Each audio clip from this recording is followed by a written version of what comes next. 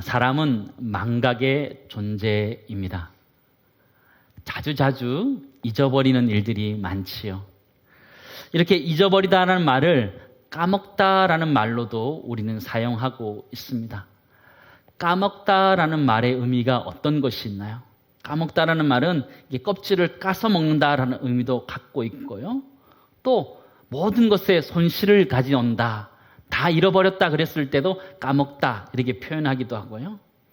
또 기억해야 될 것들을 잊어버릴 때 그거를 까먹다 이렇게 이야기하기도 하지요. 그런데 왜 까먹다라는 얘기를 잊어버리다 이렇게 의미를 가지고 사용할까요? 한번 생각해 보셨습니까? 저는 말씀을 준비하다가 갑자기 그런 생각이 드는 거예요. 왜 까먹다는 말이 잊어버린다는 의미로 사용하고 있을까? 그런 생각이 드는 거예요. 너무 궁금한 거예요. 그래서 막 여기저기 자료들을 찾아보았는데 잘 나오지 않는 거예요. 나름대로 이게 왜 그랬을까? 나름대로 저 나름대로 결론을 내렸습니다. 원래 이게 까먹으면 안 되는 것을 그걸 잊어버리고 까먹었던 것 때문에 그렇게 붙였을 것이다. 그렇게 추측했는데 또 자료를 열심히 찾아보니까 거기 비슷한 유래를 찾게 되었습니다. 그게 무엇이냐면 씨나락을 까먹다라는 데서 유래되었다 그러더라고요. 씨나락이라는 것은 벽시를 이야기하는 전라도 방언인데요. 씨나락이라는 것은 이게 보통 다음 해에 농사 짓기 위해서 좋은 품종의 벽시를 남겨두는 걸 그걸 씨나락이라고 그렇게 얘기하거든요. 농부들이 보통 그것을 아껴두고 그건 먹지 않잖아요. 근데 그게 종자 벽시인 것을 잊어버리고 그것을 까먹었다. 그래서 유래되었다. 이렇게 얘기하는데 충분히 이해되더라고요. 그래서 까먹다, 잊어버리다, 허비하다 이런 것들을 같이 통틀어서 사용한다. 이렇게 이야기하는데요. 우리는 살아가면서 이런 씨나락을 까먹는 것처럼 하나님의 은혜를 까먹을 때가 참 많이 있습니다. 그래서 하나님은 이스라엘 백성들에게 3대 절기를 허락해 주시고 그 절기를 지키라 말씀하셨고 그 중에 하나가 맥추절입니다. 출애굽기 23장 16절 말씀 보시기 바랍니다. 맥추절을 지키라. 이는 내가 수고하여 밭에 뿌린 것의 첫 열매를 거둠이니라. 하나님이 지키라 말씀하시는 거죠. 근데 이렇게 감사의 절기를 지키는 것이 생각보다 쉽지 않음을 우리는 발견하게 됩니다. 우리 생각하고 있는 것들을 잊어버릴 수도 있지만 우리 살아가면서 여러 가지를 또 잃어버리면서 살아가는 인생이라는 것을 우리는 잘 알고 있습니다. 오늘 코로나19 때문에 여러 가지들을 참 많이 잃어버렸습니다. 우리 예전에는 함께 여러 번 모이고 많이 모여서 함께 예배도 드리고 교제도 하고 또 놀러 가기도 하고 이런 것들을 많이 했지요. 또 단기 선교도 하면서 해외로 다니면서 또 지방에 다니면서 또 맛집들 찾아가면서 여러 가지들을 많이 했는데 코로나19 때문에 여러 가지들을 다 잃어버렸습니다. 모임도 잃어버리고 관계도 잃어버리고 또 여러 가지들을 다 잃어버리는 것들이 지금의 상황이지요. 그런 의미에서 지금 우리는 상실의 시대를 살아가고 있다라고 해도 과언이 아닙니다. 근데 우리 인생이란 것이 태어날 때부터 사실은 이렇게 상실되어져 가는 인생이란 것을 알게 됩니다. 이 상실에 관련된 좀 인상 깊은 영화가 하나 있었습니다. 아만다 사이프리드가 주연한 In Time이라는 영화였습니다. 이 영화의 시대 배경은 과학이 굉장히 발달되어서 노화 유전자를 다 제거해버린 것이었습니다. 사람들이 영원히 살 수 있도록 만들었다. 그렇게 영화는 이야기하고 있습니다. 그러다 보니까 인구가 계속 늘어갈 수밖에 없기 때문에 인구를 제한해야 되는 거지요. 그러기 위해서 25살이 되면 이제 팔뚝에 타이머와 같은 시계가 작동하게 됩니다. 1년 동안 다른 것들 일들을 해서 그 시간을 채우지 못하면 그 시간이 다 해버리면 다 허비해버리면 심장마비로 죽게 되는 그런 영화 내용이었습니다. 시간이 곧 생명이고 시간이 곧 돈이다라는 것을 너무나 잘 보여주는 영화였는데요.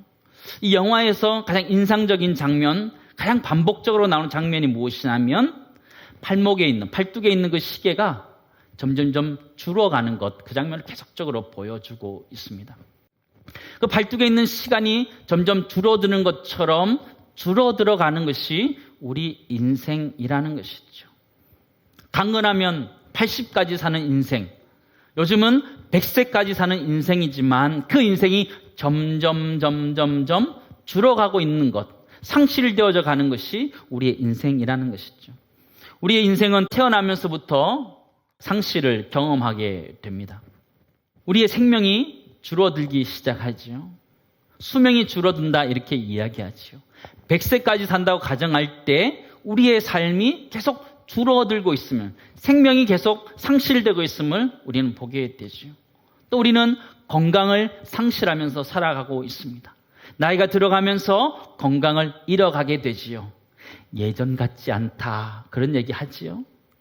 그게 나이가 들어가는 거, 건강을 잃어가는 것이요. 때로는 내가 질병에 걸려서 그 건강을 잃어가기도 합니다. 또 살아가면서 우리는 관계를 잃어버리기도 하지요. 사랑하는 사람을 잃어버리기도 하고, 또 사람 부모님을 떠나보내기도 하면서 상실을 경험하면서 살아가게 됩니다. 또 우리는 재정을 잃어버리면서 살아갑니다. 내가 까먹든지 자녀들이 까먹든지 누가 까먹든지 이렇게 잃으면서 살아가고 있는 것이죠.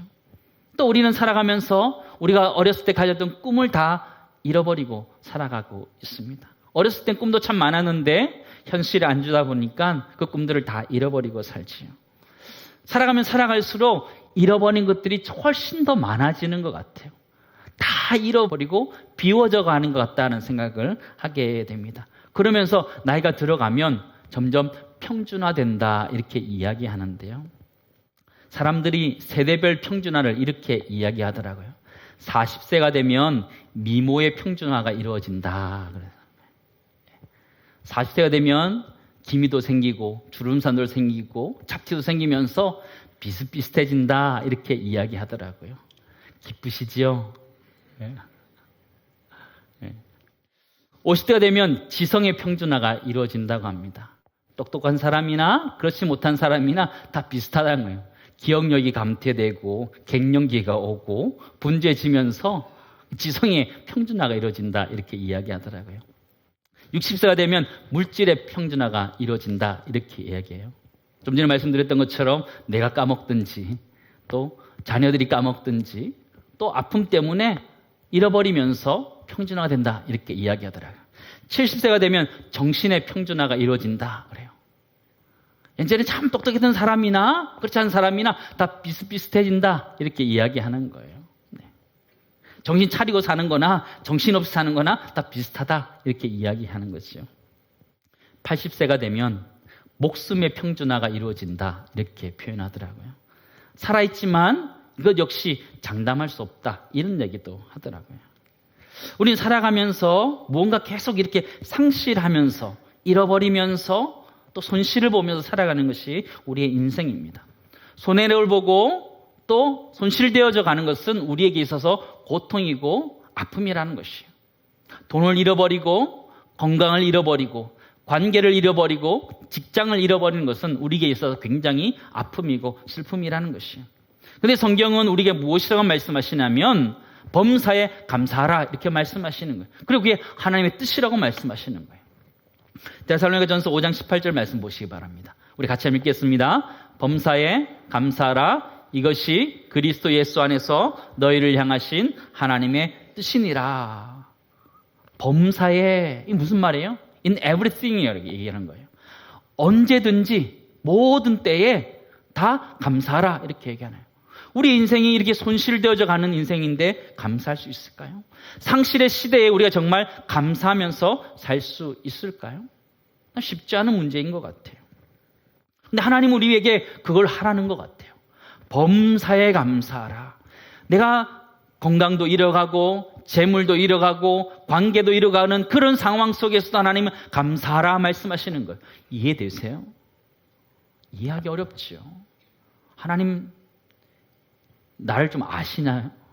내가 얼마나 손해를 많이 받는지 하나님 아시나요? 이 상황에서 하나님 감사하라고 할 수 있나요? 쉽지 않지요. 상실의 시대에 감사한다는 것은 불가능한 것처럼 우리에게 보여지기도 합니다.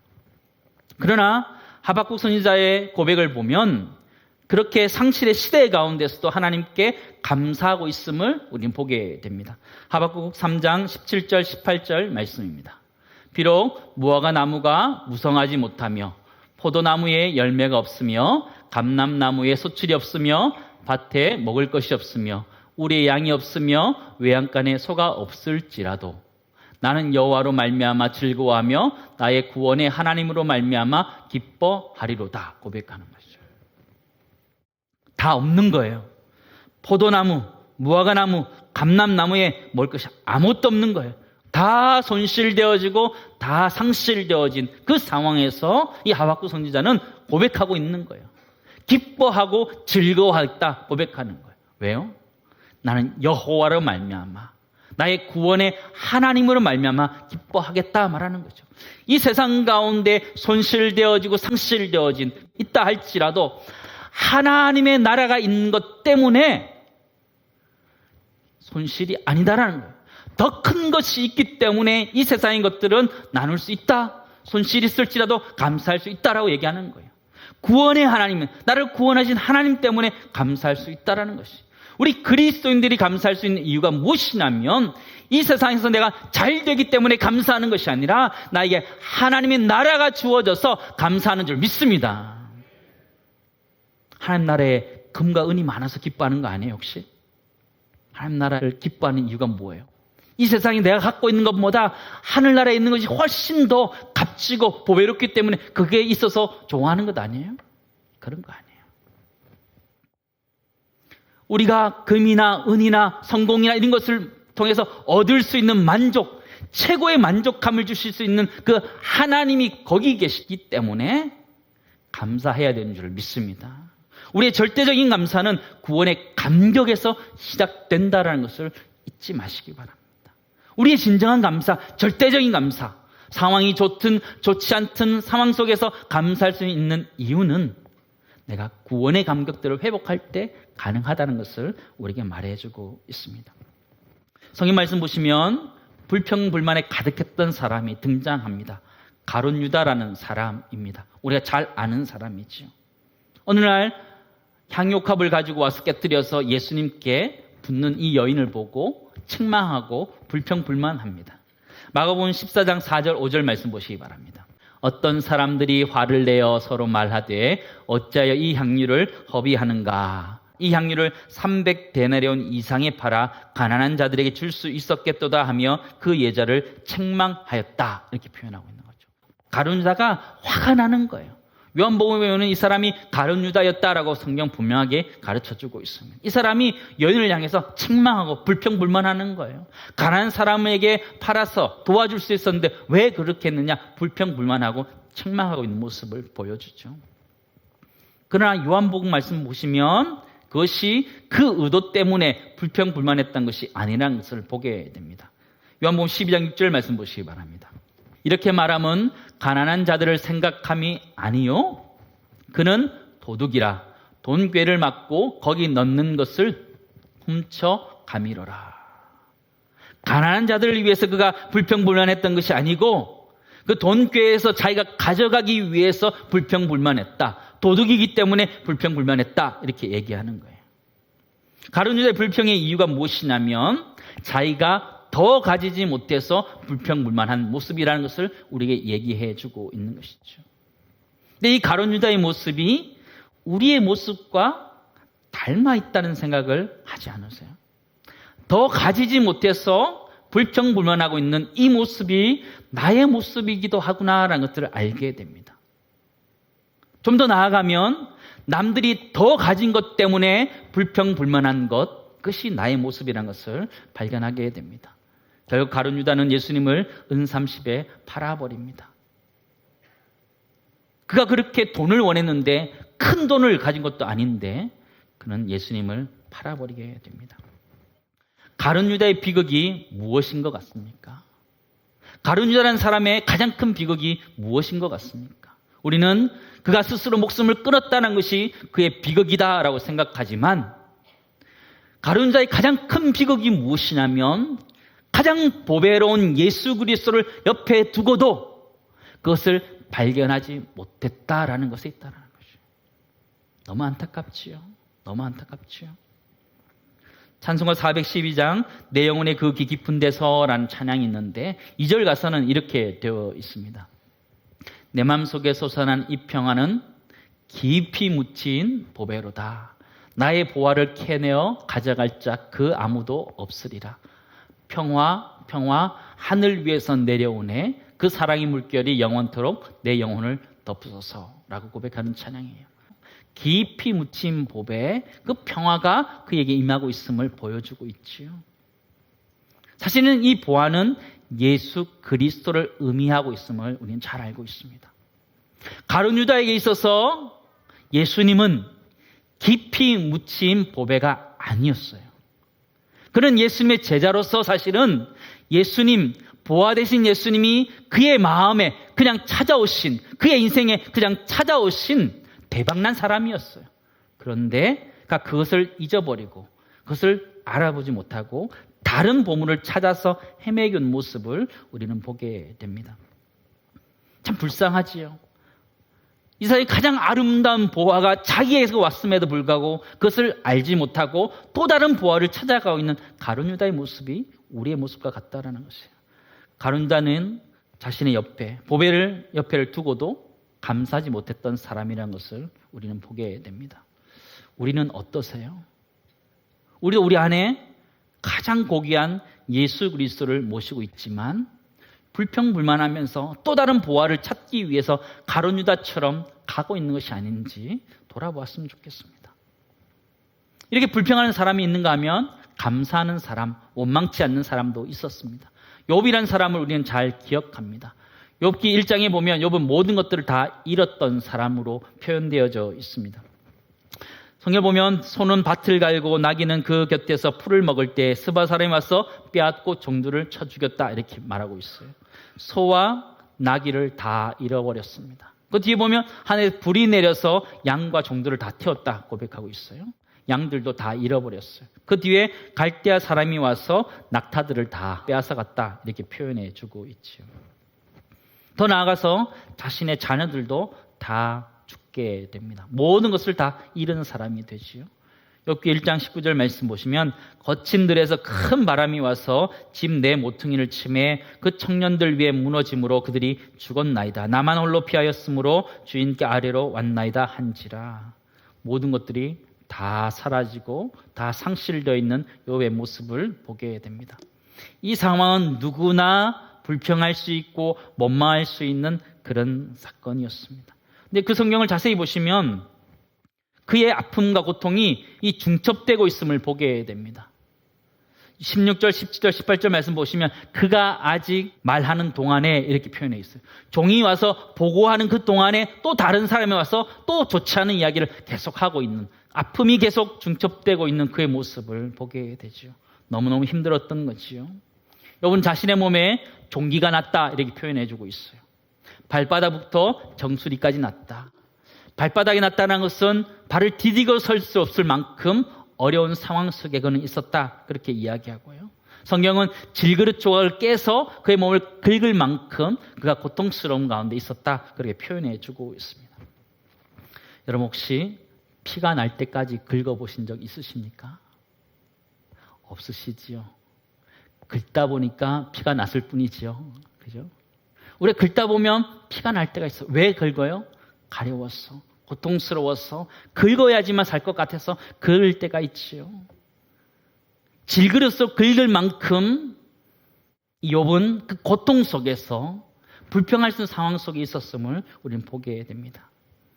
이 아토피가 심한 아이들을 혹시 보신 적 있으십니까? 너무너무 고통스러워해요. 아이들에게 긁지 말라 그래도요, 안 긁을 수가 없어요. 가려워서 긁지요. 긁으면 피나지요. 피나면 또 닦지 않지요. 닦지면 또 간지럽지요. 간지하면 또 긁지요. 또 긁으면 피나지요. 피나면 또 닦지 않지요. 닦지하면 또 긁지요. 계속 반복되는 것이요. 너무너무 힘든 상황이에요. 욥은 질그릇에서 자기 몸을 긁는 극도의 고통 속에 있는 것을 우리는 보게 됩니다. 그걸 보던 욥의 아내가 한마디 하고 갑니다. 욥기 2장 9절 말씀. 그의 아내가 그에게 이르되 당신이 그래도 자신의 온전함을 굳게 지키느냐? 하나님을 욕하고 죽으라 이렇게 얘기하는 거죠. 너 보니까 차라리 죽는 게 낫다 이야기하는 거죠. 죽는 게 낫겠다 이야기하는 거예요. 죽을 때 그냥 시원하게 하나님 욕이나 하고 죽으라는 거예요. 욥의 아내의 마음이 이해가 되는 것 같아요. 하나님 욕하고 죽어라. 확 욕하고 죽으면 시원하기로 하겠다 이런 생각이 살짝 들기도 하더라고요. 차라리 죽는 게 낫겠다 그런 얘기를 하는 거죠. 근데 욥은 그 상황에서 욕하지 않아요. 하나님께 원망하지 않아요. 욥기 2장 10절 말씀 보시면 그가 이르되 그대의 말이 한 어리석인 여자 말 같도다. 우리가 하나님께 복을 받았은즉 화도 받지 아니하겠느냐. 하나님이 복을 주셨기 때문에 또 화도 줄 수 있다. 그는 원망하지 않는 모습을 보게 되지요. 앞에도 보면 주신 자가 여호와시요 취하신 자도 여호와시다. 그렇게 고백하고 있는 욥의 모습을 우리는 보게 됩니다. 가룟 유다와 욥의 가장 큰 차이점이 무엇일까요? 가룟 유다는 자신의 옆에 감사할 제목이 있었음에도 불구하고 감사하지 못한 사람이었는데 욥은 자신이 어떤 상황인지도 알지 못하지만 어떤 일 때문에 일어난 일인지 모르지만 그 상황에 대해서 하나님이 계신 것처럼 하나님이 계획이 있는 것처럼 그는 믿고 그의 삶들 가운데 불평하지 않고 감사의 삶을 살았던 것을 우리에게 보여주고 있습니다. 우리도 때로 살아가다 보면 애매히 당하는 고난을 맞이할 때가 있습니다. 나의 잘못, 나의 책임 때문에 잘못된 것이라면 충분히 이해하게 되는데 그렇지 않은 경우들을 맞이하면서 우리가 어려움들을 맞이할 때가 있습니다. 코로나19와 같은 상황도 그렇습니다. 전혀 예상치 못했던 일들이 우리 앞에 다가와서 우리의 삶을 무너뜨렸습니다. 우리 삶의 울타리를 무너뜨리고 내가 디디고 있었던 여러 가지들을 흔들어버리는 것들을 경험하게 됐습니다. 어떻게 해야 될까요? 어떻게 해야 될까요? 저는 말씀을 준비하면서 욥이 하나님에 대해서 그를 인정하고 살았던 것처럼 우리가 그렇게 살아야 된다는 것이에요. 좀 더 정확한 표현을 하면 욥기 1장에 나오는 천상의 어전회의를 우리가 바라보면서 살아야 된다는 거예요. 내가 애매한 고통을 당할 때, 애매한 고난을 당할 때 우리는 하나님 나라의 그 어전회의를 바라봐야 된다는 거예요. 어전회의가 뭐예요? 임금 앞에서 중신들이 함께 모여가지고 국가의 큰 일들을 의논하는 그런 자리를 얘기하는 거예요. 우리가 애매한 고난을 당할 때 우리 눈을 들어서 하나님 나라에서 하나님이 통치하심을 믿고 그 속에서 이해할 수 있기를 간절히 소망합니다. 우리 눈을 들어서 하나님의 나라를 바라보아야 됩니다. 애매히 당한 고난 나 때문에 당하는 것이 아니에요. 애매히 당한 고난이 찾아올 때 눈을 들어서 하나님의 큰 계획하심이 있음을 바라보아야 되는 거예요. 사단이 우리를 괴롭히고 있음을 바라보아야 되는 거예요. 욥기 1장 9절 말씀 보시면 사단이 여호와께 대답하여 이르되 욥이 어찌 까닭없이 하나님을 경외하리까? 이런 것들이 우리가 알지 못하는 사이에 일어난다는 것이죠. 그런데 우리는 어떻게 고백해야 될까요? 내가 까닭없이 하나님을 경배하는 것이 필요하다는 거예요. 내 삶 가운데 애매히 당하는 고난 가운데 불평할 수 있는 고난 그 상황 속에서 불평할 것이 아니라 까닭없이 하나님을 섬기는 것이 아니라고 말하는 사단을 물리치고 까닭없이 하나님을 경외할 수 있는 그 모습이 우리에게 있어야 된다는 것을 말하고 있는 것이죠. 우리는 어떻게 살아가야 될까요? 욥이란 사람은요, 하나님 나라의 천상의 어전회의를 보는 것처럼 불평하지 않고 살아가고 있는 모습을 보게 됩니다. 우리 삶을 살아가면서 때로 애매히 당하는 고난들이 있습니다. 그럴 때 눈을 들어서 하나님의 나라를 바라보시기 바랍니다. 천상회의를 바라보시고 그곳에서 우리를 다스리시는 그 하나님을 바라볼 수 있기를 바랍니다. 시편 100편 3절 말씀 보시기 바랍니다. 여호와가 우리 하나님이신 줄 너희는 알지어다. 그는 우리를 지으시니요 우리는 그의 것이니 그의 백성이요 그의 기르시는 양이로다 말하는 거예요. 우리는 하나님의 백성이고 하나님 인도에 가실 것이다 말씀하고 있는 것이죠. 시편 104편에 보면 감사를 뛰어넘는 또 다른 감사가 등장하고 있음을 우리는 보게 됩니다. 4절 말씀 보시기 바랍니다. 감사함으로 그의 문에 들어가며 찬송함으로 그의 궁정에 들어가서 그에게 감사하며 그의 이름을 송축하라 말하고 있어요. 시편 기자는 감사함으로 그의 문에 들어가라 이렇게 이야기하는 거예요. 왕궁을 한번 생각해 보시기 바랍니다. 뜰이 있고 큰 대문이 있는 것이죠. 감사라는 것은 그 대문을 들어가는 것이다 말해요. 감사라는 것은 하나님이 임재 안으로 들어가는 문이다 이렇게 설명하고 있는 것이죠.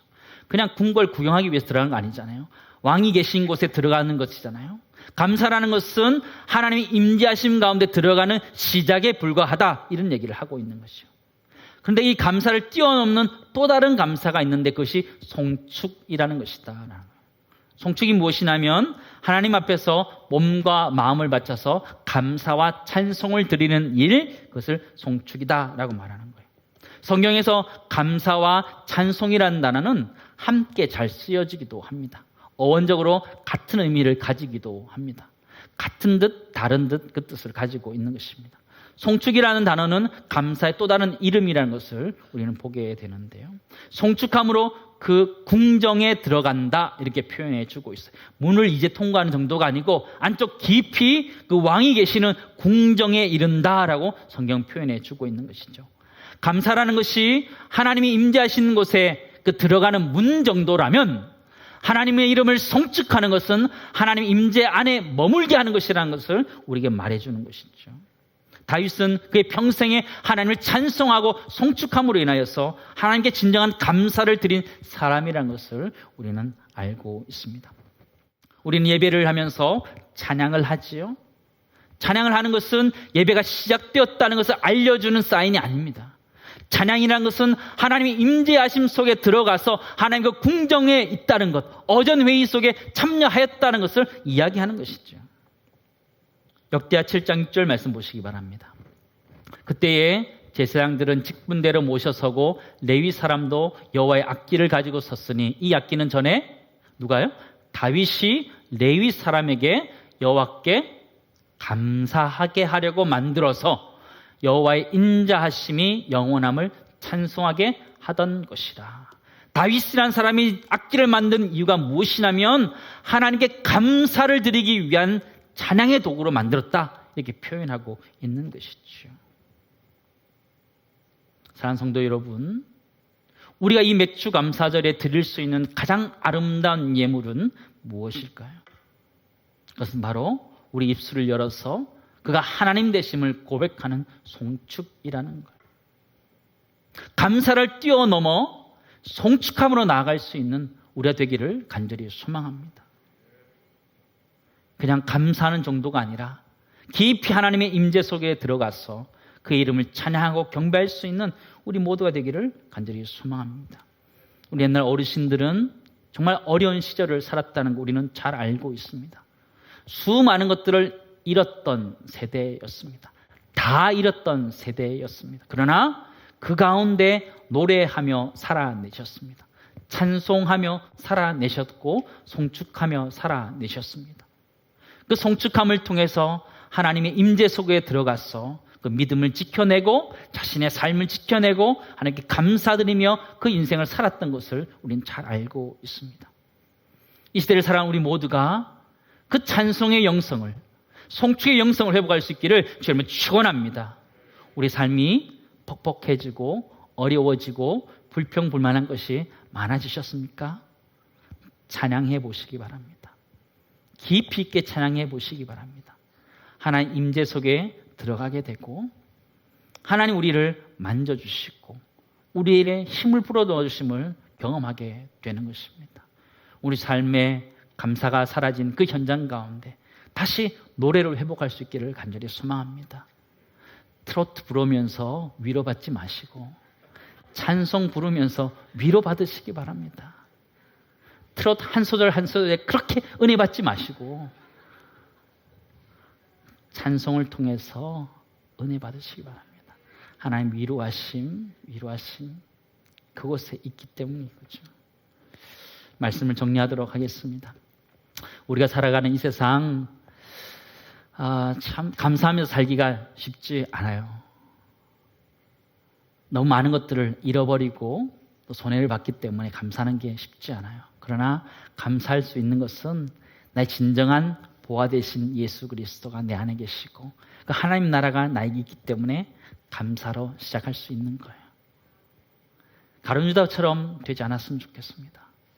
주님이 바로 옆에 있음에도 불구하고 또 다른 보화를 찾아가는 우리를 범하는 그런 사람이 아니라 예수 그리스도 붙들고 살아갈 수 있는 그런 우리 인생이 되었으면 좋겠고요. 때로는 욕과 같이 모든 울타리가 다 거쳐질지라도 입술을 닫고 아니면 원망하지 않는 그런 사람 되고 눈을 들어서 하나님 나라를 하늘을 좀 바라보셨으면 좋겠어요. 내 육신적인 눈에는 보이지 않지만 그 하나님 나라에서 하나님의 큰 계획 속에 우리 인생을 이끌고 계시는 그 하나님을 볼 수 있기를 간절히 소망하고요. 우리가 찬송함으로 그 궁정에 깊이 들어갈 수 있는 은혜가 우리 모두에 있기를 간절히 소망합니다. 이번 맥주 감사절은요, 감사함을 넘어서 송축함으로 갈 수 있는 은혜가 우리 모두에 있기를 간절히 소망합니다.